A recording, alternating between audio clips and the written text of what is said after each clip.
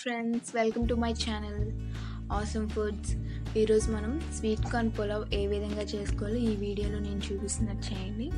ముందుగా కుక్కర్ తీసుకొని దాంట్లో 1 టేబుల్ స్పూన్ నెయ్యి వేసుకోవాలి అండ్ 2 టేబుల్ స్పూన్స్ ఆయిల్ వేసుకోవాలి.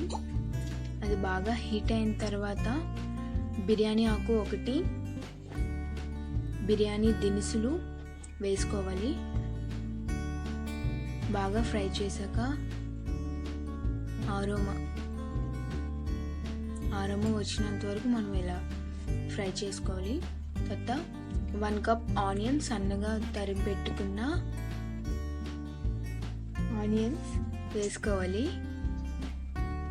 బాగా ఫ్రై చేసుకోవాలి వాటిని కూడా.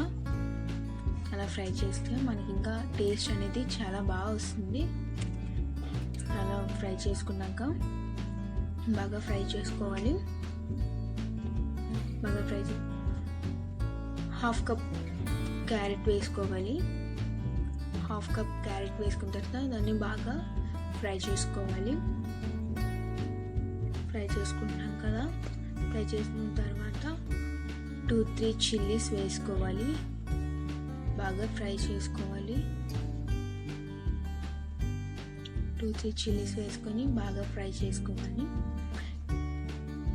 అండ్ 1 స్పూన్ అల్లం వెల్లుల్లి పేస్ట్ కూడా వేసుకొని దాని స్మెల్ పోయినంత వరకు దాన్ని బాగా వేయించుకోవాలి.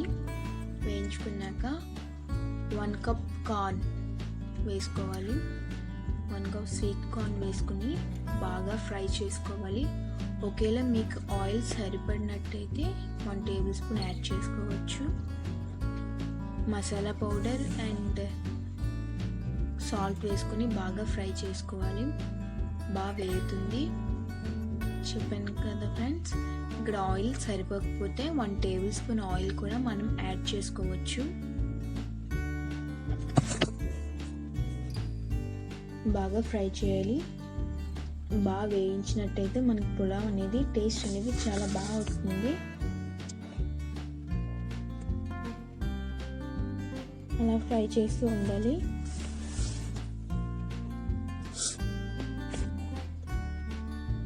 అలా ఫ్రై చేసుకున్న తర్వాత 2 గ్లాసెస్ వాటర్ వేసుకోవాలి. ఎందుకంటే నేను 2 గ్లాసెస్ బాస్మతి రైస్ నానబెట్టుకున్నాను కాబట్టి 2 గ్లాసెస్ బాస్మతి రైస్కి 2 గ్లాసెస్ వాటర్ వేసుకుంటాం. అదే మామూలు రైస్కి అయితే 2 గ్లాసెస్ రైస్కి 4 గ్లాసెస్ వాటర్ 4 గ్లాసెస్ వాటర్ని యాడ్ చేసుకోవాలి. నేనైతే బాస్మతి రైస్ తీసుకున్నాను కాబట్టి 2 గ్లాసెస్ వాటర్ వేసాను. బాగా కలుపుకోవాలి. స్లోగా కలుపుకున్నట్టయితే మనకి బాస్మతి రైస్ కాబట్టి అది విరగకుండా చాలా నీట్గా వస్తుంది. తర్వాత కొంచెం సాల్ట్ వేసుకొని మళ్ళీ కలుపుకోవాలి. ఒకసారి కలుపుకోవాలి. కలుపుకున్న తర్వాత కొరియాండర్ లీవ్స్ చిన్నగా కట్ చేసుకొని వేసుకోవాలి. కొరియాండర్ అనేది మనకి టేస్ట్ని చాలా బాగా ఇస్తుంది కాబట్టి కొరియాండర్ వేసుకుందాం. ఇప్పుడు కప్ పెట్టేసుకొని మూత పెట్టుకొని 2 విజిల్స్ వచ్చినంత వరకు మనం ఉంచాలి. 2 విజిల్స్ అయిపోయిన తర్వాత దాన్ని ఓపెన్ చేశాక మనకి ఈ విధంగా వస్తుంది. బాస్మతి రైస్ కాబట్టి 2 గ్లాసెస్ వాటర్ వేసుకున్నాం కాబట్టి మనకి చాలా నీట్గా వచ్చింది. చూసినట్లయితే చాలా బాగా వచ్చింది. ఇప్పుడు దీన్ని మనం ఒక బౌల్లోకి సర్వ్ చేసుకుందాం. ఓకే ఫ్రెండ్స్, మీకు ఈ పులావ్ నచ్చినట్టయితే ఆసమ్ ఫుడ్స్ని సబ్స్క్రైబ్, షేర్ అండ్ లైక్ చేయండి. Thank you.